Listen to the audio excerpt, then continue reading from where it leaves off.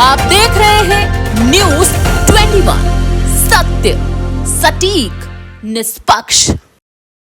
जयपुर के नेवारू रोड पर प्रधानमंत्री नरेंद्र मोदी के कार्यक्रम मन की बात को आगे बढ़ाते हुए जयपुर ग्रामीण से सांसद राव राजेंद्र जनता से सीधे मुखातिब हुए।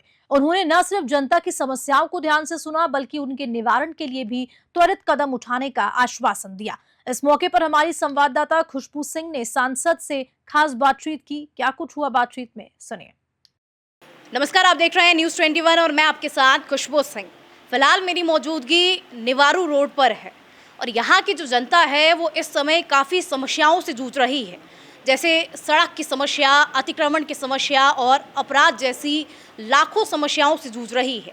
और यहाँ की जनता ने जो है वो जयपुर ग्रामीण से सांसद राव राजेंद्र जी का रुख किया है, क्योंकि यहाँ की जनता को विश्वास है कि उनकी समस्याओं का निवारण है वो राव राजेंद्र जी ही कर सकते हैं। तो अब सीधे सांसद जी से जुड़ते हैं और जानते हैं कि उनकी समस्याओं का, जनता की समस्याएं हैं, उनका निवारण किस प्रकार से किया जाएगा।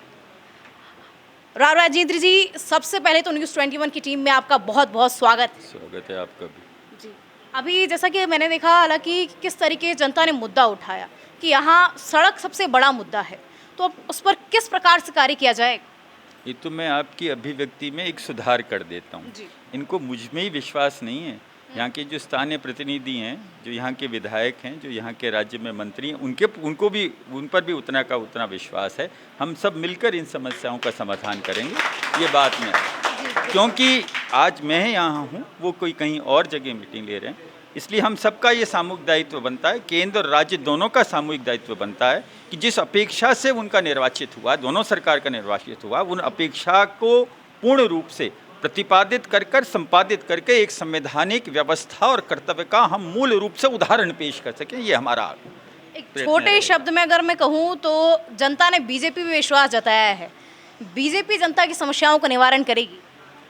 भारतीय जनता पार्टी के प्रति विश्वास का ही तो ये परिणाम है और 5 साल के लिए पूर्ण रूप से राज्य और केंद्र को ये दायित्व सौंपा है कि जो हमारी समस्या है उनका समयबद्ध तरीके से निराकरण हो, निष्पादन हो, और अगर उसमें कहीं जन सहयोग की आवश्यकता हो तो ये तो जन सहयोग तक देने को तैयार हैं। तो इस प्रकार की अपेक्षा एक जनतंत्र में आम मतदाता से जब अपेक्षित है तो जो निर्वाचित हो जाता है उसकी और जिम्मेदारी और कर्तव्य बढ़ जाता है कि उसी अपेक्षा के अनुरूप अपने चरित्र को कर्तव्य के रूप में प्रतिपादित करने का संपूर्ण रूप से उनको विश्वास दिलाए।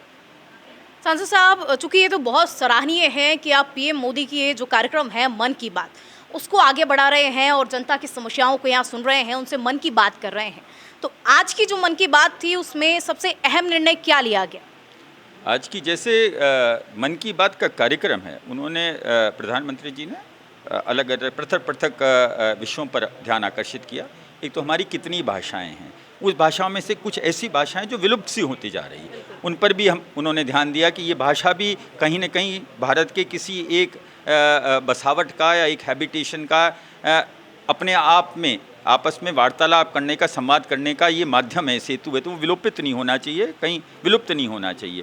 दूसरा, जल के संग्रहण को, आखिर हम बरसात का सीज़न था, मानसून का तकरीबन अब उत्तरार्ध आ चुका है, उस वक्त कैसे आपको, जिसको कहते हैं अंग्रेजी में कैच द रेन वाली बात है, कि वर्षा के जल को संरक्षित करके और शेष 10 महीने के लिए हम उसका कैसे सदुपयोग कर सकें, उसमें महिला समूह का कितना बड़ा योगदान रहा। कुछ उदाहरण के तौर पर हमको ऑडियो विजुअल भी देखने को मिले और वो हम सबको प्रेरित करता है कि ये जल एक ऐसी चीज़ है जिसके प्रति हमारी गंभीरता, संवेदनशीलता से ये सुनिश्चित करें कि इस जल का व्यर्थ में व्यय ना हो। ये जीव के लिए, वनस्पति जीव के लिए, मानव जीव के लिए, प्रत्येक जीव के लिए अत्यंत आवश्यकता है। ये इसका महत्वपूर्ण पहलू था। सांसद साहब, भी जनता ने मुद्दा उठाया था कि बारिश के समय पे नेवारू पुलिया वाली जो रोड है उस पर जनता को बहुत परेशानी का सामना करना पड़ा था। वहाँ बारिश के टाइम में इतना पानी भर गया था कि लोगों के एक्सीडेंट हो रहे थे, जनता बहुत परेशान हो रही थी। तो अब उस पर किस प्रकार की आगे कार्यवाही होगी? जहाँ तक आधारभूत व्यवस्था की बात है, ये इंफ्रास्ट्रक्चर डेवलपमेंट में आता है। डेफिनेटली अगर सड़क बनी है तो सड़क का व्यास के लिए भी ये बात कर रहे थे कि सड़क की चौड़ाई 200 फुट की है या 150 फुट की है। आज अगर उसका आप भौतिक अगर उसका देखना चाहें तो वहाँ चौड़ाई भी कम है, तो जब सड़क बनी थी तो सड़क के साथ में सड़क के पानी का, पानी के निकास का, ये सारा का सारा कहीं ना कहीं मानचित्र बना होगा। तो उस सारे मानचित्र को देखकर उस वक्त जो प्लानिंग हुई थी वो देखकर अगर उस प्लानिंग को कोई मानवीय कारणों से अवरुद्ध कर दिया गया है या और कोई वजह से अवरुद्ध हुआ है तो उस चीज़ को भी हटाएंगे। और क्योंकि ये सबके सार्वजनिक हितार्थ ये कार्य हैं और सेफ्टी के लिए भी एक रोड की सेफ्टी यार्डस्टिक्स भी होती हैं।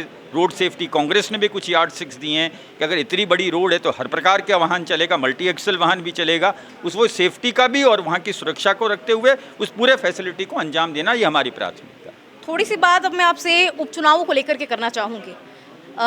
देखिए, क्षेत्र अधिकार के बाहर नहीं, क्षेत्र अधिकार के तो बाहर है। बहुत छोटा सवाल करूंगी कि 7 सीटों पे देखिए उपचुनाव होने वाले। उपचुनाव का सवाल यथा समय, यथा व्यक्ति और यथा स्थान पर किया जाए। बिल्कुल बिल्कुल, बस एक छोटा सवाल यही है कि उपचुनाव में बीजेपी कितने बहुमत के साथ वापसी कर रही है?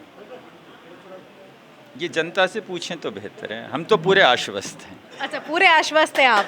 तो देखिए, ये थे हमारे साथ जयपुर ग्रामीण से राव राजेंद्र जी, जिन्होंने बताया कि किस तरीके से अब वो जनता की समस्याओं का निवारण करेंगे और उनके लिए हमेशा खड़े रहेंगे।